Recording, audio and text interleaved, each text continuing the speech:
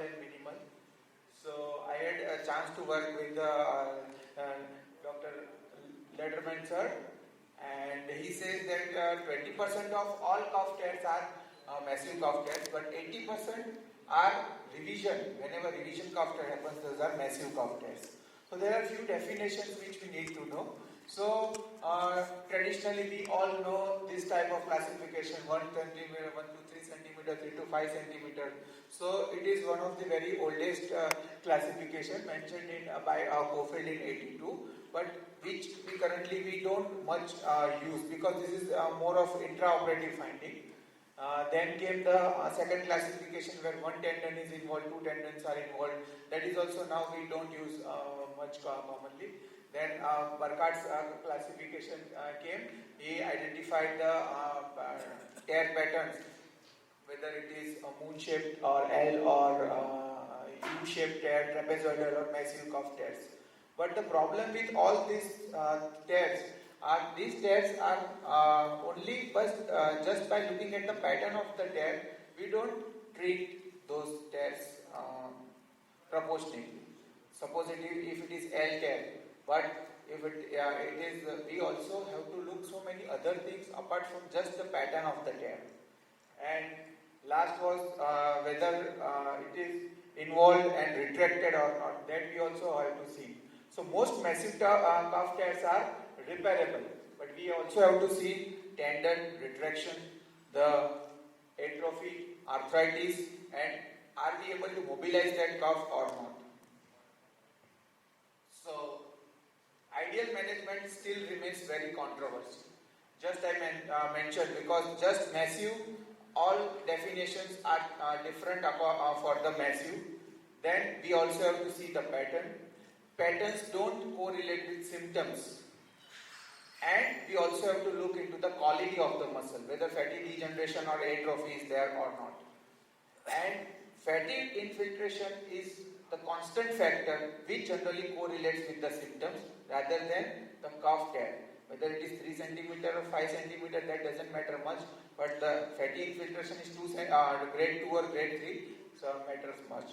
So we have to see mainly 4 things: the pattern, the muscle quality, and also clinically pseudoparalysis is there or not, and age of the patient. So Letterman and Collin came with the concept of 5 different types. So first 3 types are having, so this is pointer is not working. So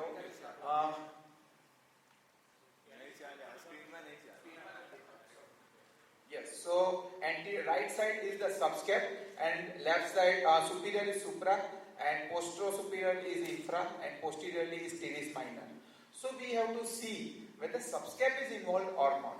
So in type A, B, C, more or less subscap is involved, and D and E, subscap is not involved, but it is massive cuff tear. So repairable cuff tear. So some surgeons will argue that all the cuff tears are repairable, but some will argue that we have to see the acromial humeral distance, whether it is less than 7 mm or not. Some will argue that atrophy is more than grade 2 or not. There are so many papers on everything, but some lesions, actually practically we don't treat all the lesions same. Sometimes some lesion have to be left, or sometimes some lesion have to be treated partially, and there are all these papers were old enough. Currently there are so many modern age implants are there. They give so much of better stability, and re-cuff tears are not there. Second is most important is muscle quality. So the problem with muscle quality is that original Goodyear paper came in 94. It was axial section and it was based on CT scan. But nowadays we have extrapolated our MRI finding to convert that into Y images of vertical to see the fatty infiltration. So beware when you see such MRI images, because of that fatty infiltration of cuff. I'll just quickly go through the MRI images. And one more sign is the tangent sign from superior of coracoid to supraspinous process. If the cuff or supraspinatus is going above that line, then generally it is repairable. That is also one telltale sign. So this is pseudoparalysis. So patient is not able to do active 90 degree of flexion when he is already having the passive full flexion. This is sign of pseudoparalysis. And most important factor, one more important factor is age apart from muscle quality. So if patient is more than old age, more than 65 years, then first trial is given conservative, 6 months. If it fails, then we opt for surgery. Because many a time there are biomechanics would work and recruitment of deltoid will happen and patient might not require surgery. But in young patients, if it would be repairable cuff earlier and we waste the time for conservative management, then those repairable cuff tears will definitely convert into irreparable cuff. So rehab is mainly global deltoid conditioning, periarticular strengthening, and mainly we recruit the anterior fibers of the deltoid to initiate the movement. And as I said, there are so many options for operative treatment. Just acromioplasty, partial cuff repair, and then muscle transfers, reverse shoulder arthroplasty. And there are also biodegradable spacers. These were the old age surgeries which we don't do nowadays. For old age, the gold standard is reverse shoulder, but reverse shoulder is not answer to everything. What if patient is young? What if there is minimal arthritis? Patient is not affordable, patient is not fit for reverse shoulder. So there are few muscle transfers which we do nowadays, which is SCR, which is superior capsule reconstruct, and latissimus dorsi. We can also do lower trapezius transfer. So I'll quickly go through the surgical basic steps of SCR and lower trapezius.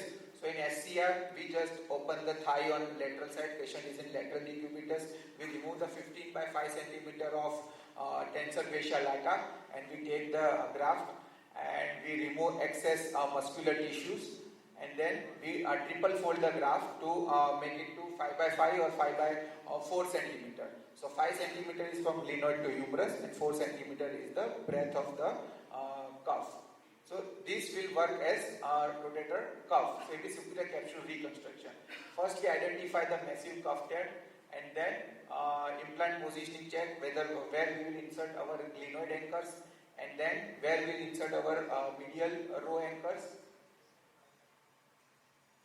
So this is the lateral decubitus position. So head is on below side and hand is over above side. So it is done all arthroscopically. Medial glenoid anchors are in, and then we take the graft, and then from medial glenoid anchor, the needle, it is the needle anchor. We take the stitches for glenoid side, and then the graft is inserted from that keyhole incision, all arthroscopic, to the glenoid side. And then, just like the routine cuff, we insert the medial anchors and then we do the lateral row, double row repair. So this is the medial row, checking the medial row, and then there would be little bit fibers of infraspinatus or teres minor available posteriorly. Then we take side to side stitches. It is around 3.5 to 4 hours marathon surgery. But the results are because patients are young, and then rehab works. So this is the graft that has come. Left side is glenoid, right side is humeral part, and this is what we saw in post-operative X-ray. Just look at the distance, acromiohumeral distance that has come down. There are also lateral row which are radiolucent, not seen on X-ray, and these are the results we expect in a young patient at 3 to 4 weeks of follow-up.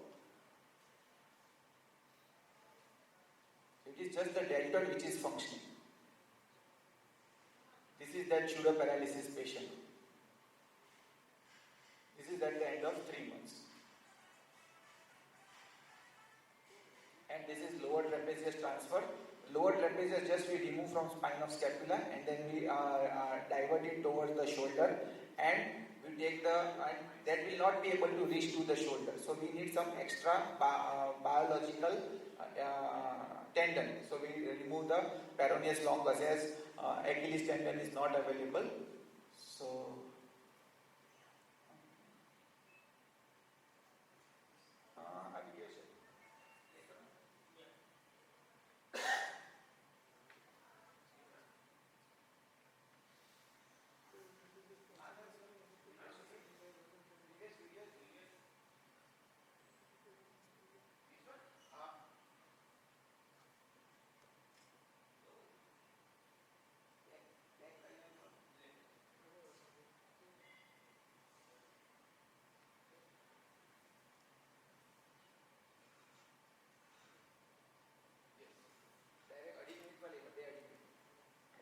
બે અઢી minute પર બે અઢી minute ઉપર so he's 40 years male. Yes, bus. So this is the technique. So patient is in lateral decubitus position and there is a lot of fat tissue over the lower trapezius. We try to remove all fatty tissues and this is the trapezius removed from the spine of scapula. It has tendinous parts toward the lateral part. And then we prepare triple folded the peroneus graft. Then we insert that graft from posterior to anterior. And that graft is inserted anteriorly and posteriorly on the humeral head. So this is the graft which has come inside. This is the peroneus tendon graft. And then just like the lateral row anchors, we insert lateral row anchors. Anterior. Here there is no medial row and lateral row. Here there is anterior and posterior.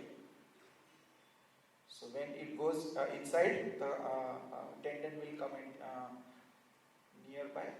And this is a striker omega anchor. It has two components, first and second.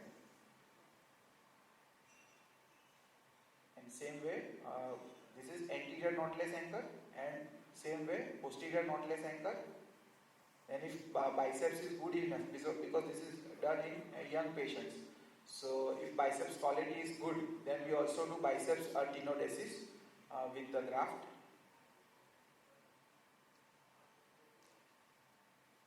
So this is the biceps and then we do biceps tenodesis with already fibers attached to the graft that we had taken stitches prior. And then tenodesis of that graft to the trapezius. So graft, trapezius and graft. So we sandwich the trapezius in between the graft.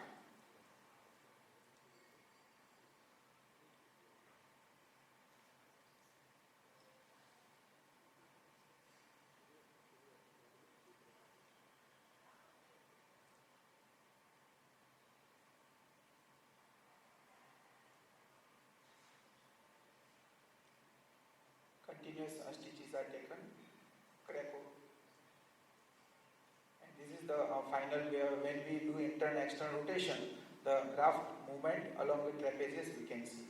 And after that there will be rehab, mainly electrical stimulation to regroup the trapezius fiber for shoulder movements.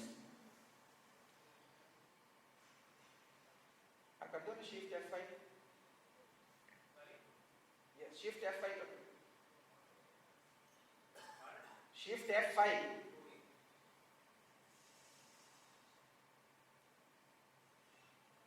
Yes. So this is the result we can expect at the 6 months. These all are patients with complete zero movement and zero cough.